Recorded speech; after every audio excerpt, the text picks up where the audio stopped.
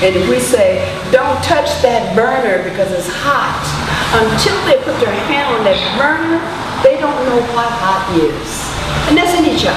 Any child. You can say all day, baby, don't put your hand on that because it'll burn you, until they, ooh, hot. Then now they know. When they even look at something that almost looks like it might be hot, they say, hot. We've got to, and that's what they're asking for. In my experience, they're asking for statistics. They're asking for hand-on experiences that will help them progress. So, Adriana, what do you think about of what's been said so far? You're the most recent graduate here. What do you think?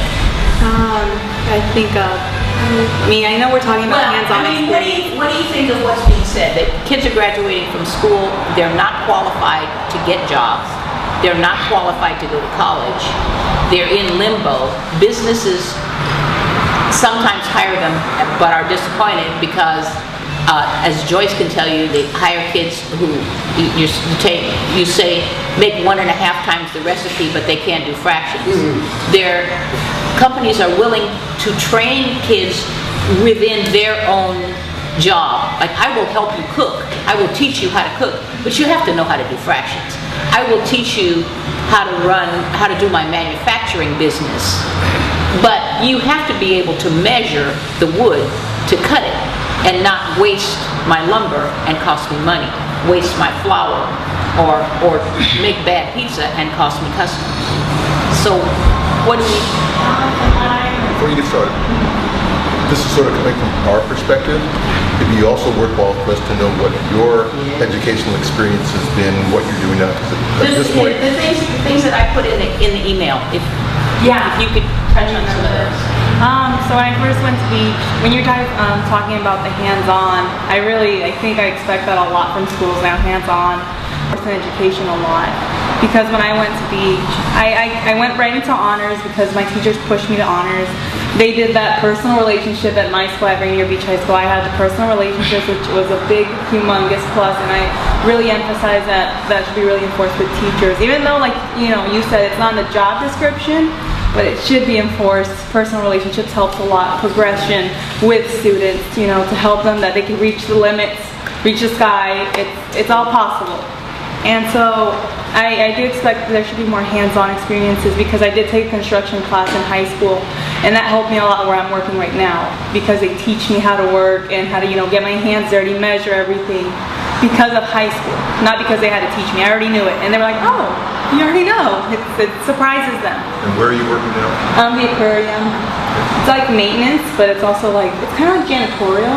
But you have to know how to work electrical stuff. You have to know how to do this. So they teach you that, but you already know how to do some of the things that you should have learned in school, which you did, but apparently a lot of kids aren't.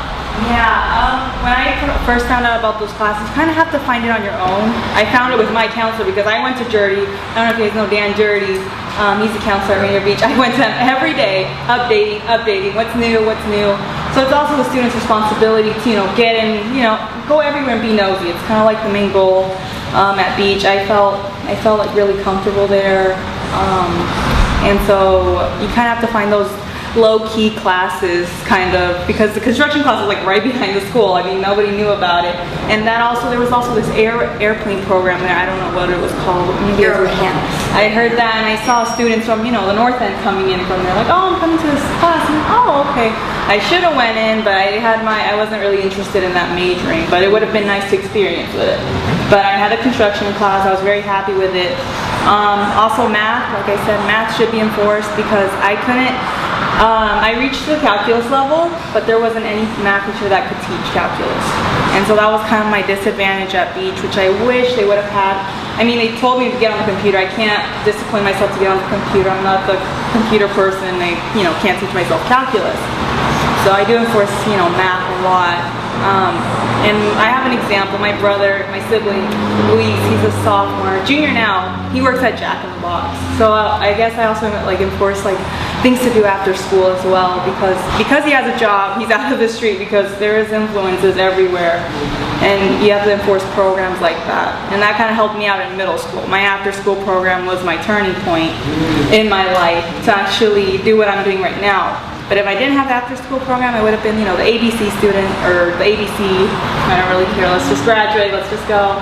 Yeah. But the after-school program, they opened my eyes and they took me to Washington D.C. for the after-school program conference. It was a really long time ago, and they paid for everything, and they just showed me that, you know, you can go anywhere. And after-school programs, I recommend a lot because it takes a lot of time. You have time to do stuff, your homework. And my mom is one of those moms that I talk a lot to, but she's that person that she's scared to come to the school because she feels uncomfortable with her language. That I'm like, Mom, you know English, I know you can, but she's shy and timid. And so that's another thing about parents too, that we need more parents, you know, coming to the school, that they should feel comfortable to come and, you know, just talk to the teachers. Like, yeah, you have a right to talk to the teacher and say, hey, what's my student's problem? Let me know, and what can I do? And I mean, my mom, I think she's like, I'm lucky you're a good nut, but you know, I mean, if you weren't, then I don't know what I would have done. Well, exactly. That's the question. You had a mom who was shy, who was not very active in school because of that. Why aren't you pregnant? You know, with like 3 kids and no prospects. What is in you, or did you have some sort of epiphany? What got you to read? My stepdad, I went to Franklin High School in my freshman year. My stepdad, he's in prison now. That's kind of my biggest turning point in my life. He was a drug trafficker, and he was arrested in my freshman year 2 weeks after. That's why I transferred to Rainier Beach, because I lived right across the street from Stewart Park Apartments. Have you guys heard? Right across. I lived right there, but I went to Franklin because, well, Garfield was my first choice, obviously. You guys already hear like Garfield, and Franklin, and then you hear beach rumors, Rainier Beach rumors. That's all I heard, like it's bad. I mean, the neighborhood I lived in, I was fine. Like I said, I knew how to take care of myself, but like they always talk about Rainier Beach area, it's always dangerous. But I think every neighborhood has its dangerousness. You can't just, you know, talk about that. But I have 3 siblings, my 17-year-old brother and then twins, boy and girl. And my mom was working full-time at Jack in the Box, and when he was arrested, I transferred to Beach because I had to take care of them and babysit them. And who was arrested? My stepdad. Okay, thank you. And so he was arrested, and that kind of threw us off a lot because my mom had to support all 4 of us by herself, and so that showed me, like, taking care of my siblings. I love my siblings to death, but I know how to take care of children. And having my own children is like, no, I can't do this. I have to have an education. I have to get my high school diploma. I had friends that had, you know, kids at 17 at, you know, at Rainier Beach or anywhere, and I saw them struggling. It's like, okay, you don't have a high school diploma. I see you're struggling. You're living off, you know, food stamps, welfare. I mean, it's okay to use that system, but your goal is not to use the system. Get your own career, get your own everything by yourself. Be independent, right? And so, like I said, after school programs, I had personal relationships with everybody at my school. I mean, I would talk to them. They would tell me about scholarships all the time, and I would apply to every one of them because, I don't know, Rainier Beach is like a little private school. It's really small. You can take advantage of that school. If you don't, then don't blame it on Rainier Beach. Don't blame it on Rainier Beach academics. Blame it on yourself that you didn't take the opportunity. I took everything, so I'm very grateful with Rainier Beach, and I love them. I haven't updated with Beach of how their AP program is. I heard it's great. It's going wonderful by the interview that he showed me on with Mohammed. Yeah. And it was a great interview of what he had to say. My question would be, and this is where we're having problems, is, to me, it's not with your success story. It's really with the kids that aren't taking the advantages that you took advantage of. What's the problem? Why aren't they? What are we not doing that would get them as fired up or as excited about being educated and moving up the ladder? What is it? What do we need to do for the ones that haven't been as intuitive or as intelligent or had the advantages? Those are the ones that we're really trying to find. What is the combination to get into there so we can help them elevate themselves to where they are?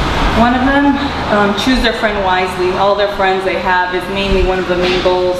I had the luck to, know my 2 best friends that are great in academics. We had the same similar goals. So one of the big things I believe is just choosing the right friends, the right people to hang out with.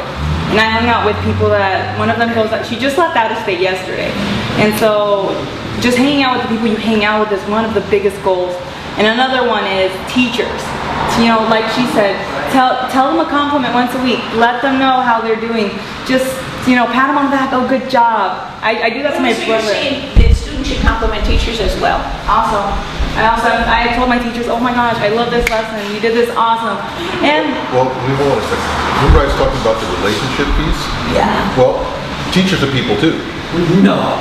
And, you know, behind the screen, person. And if the teachers can actually help to put themselves into a frame of mind and in a position to have a relationship with students, it's a two-way street. Their job is not just to stand at the blackboard and throw things on the blackboard. Their job is to face that class of kids in the room and help to teach them, help to motivate them so that they can, you know, figure out what it is they want to do, how to learn on their own, how to navigate through whatever the coursework is the teacher is presenting. But, you know, the best teacher in the world isn't necessarily one who has the flashiest note cards or the best presentations or, you know, great at filling up the screen with stuff. It's someone who actually establishes a relationship with the kids and the material in a fashion that helps to motivate the kids and helps the kids to learn. The teacher can't force the information into the kids. The kids have to absorb it and want to do that. You talk about motivation. I wonder, you have intrinsic motivation. You know that you're in charge. If you do poorly on a test, it's because you didn't study. You don't say, oh, I did badly on the test because the teacher doesn't like it. Or I got an A because the test was easy. You got an A because you studied. You didn't get an A because you didn't study. Doesn't have anything to do with anybody but you. That's something that either you developed or that you already had. And that's, I think, what you're alluding to when you say, how did you do this when all these other kids do it? And you talked, last time you were at one of the meetings, you talked about how in, I forgot what country. Chad. Oh, of course, with Chad, of course. They look at kids' abilities when they get to 9th grade, and they say, okay, you're really good at math. You're going to take a lot of math because we see you have an aptitude. You're not very good at English, so we want you to take it, but you don't have to stress it. And that works, right? Yeah. So kids maybe get motivated because of that, but you didn't have that. You had all these, at the time when you were 13 years old, I don't know how old you are now. When did you graduate? 2013? 2013. Oh, wow. That long ago. Okay. Well, anyway. She said 2013? Yeah. And she had to think about it. Like I know, I saw it was 12 years ago or something. So right at the time when right at the time when you were 13, when you were grappling with, well, we all know what 13-year-olds are grappling with. I mean, hormones, and you got the separation, and you're beginning to want to individuate, you get away from your parents, you got peer pressure. Right then, your mom is shy and isn't going to school, and your stepdad gets arrested. Something either in you was born, you were born with, or something you developed allowed you to get beyond that and to graduate. Or mom talking to her and telling her how important education is. You say you live in Sewer Park? I think the environment Yes. has also an impact on her, because That's very true. if you give a chance to kids to live in Sewer Park and you give it the same chance to another kids living behind the library in Rainier Beach to the other side, I don't think that we will get the same result. But because in Sewer Park you have a tendency to have a young intellectual people living in this neighborhood. The average revenue is about $75,000 by income housing. But is that where you live? Did you live at that part? Didn't you live behind? It's Rainier Beach. No, she lives by the Sewer Park side. Oh, Sewer Park apartment?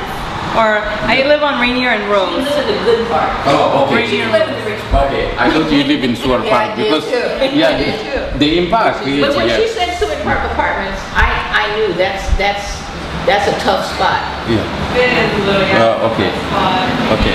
Have to know how to navigate and know what time well, I take care of myself a lot, but like, I don't know, I just pushed away those bad influences. But from what you were saying about what grew in me, I think it was just, my mom always enforced education on me, always. Okay. She got married at 15, had me at 16, and so I said, no, I'm not doing that. I'm not, Mom. I love you to death, but if I would have been my mom, I would have already had 2 children. And so I look at myself, it's like, no, I wasn't meant for that. And the main goal is to just take care of my family, just because when my stepdad left, he provided me with everything. I mean, he didn't really spoil me, the drug trafficker's daughter. He didn't really show it. And so I kind of grew up to be independent by myself. My mom hasn't paid a single penny for my education. So far, it's scholarships, grants. I mean, I love my mom to death. I give her, I try to provide to her. It's your turn. Where are you in school? Tacoma Community College. I'm planning to transfer soon. Next year, actually. And my question is then, isn't this whole gathering or us putting together, isn't it about or is it not about us getting to, because her advantage was her parents. Yeah, I'm a real, and that's it, I believe, the key, because we've got to get to the parents to show them their empowerment, to show them that their child can achieve, to show, unfortunately, we have to educate them as well as, if not almost instead of, the children. Because the children are there to learn whatever there is to learn, but what they don't have is that structure behind them. Right, and that's what, saying, yeah, that's what we came up with at the last meeting. That is, that parents, I know, it's okay. I didn't mean to do that again, but you weren't there.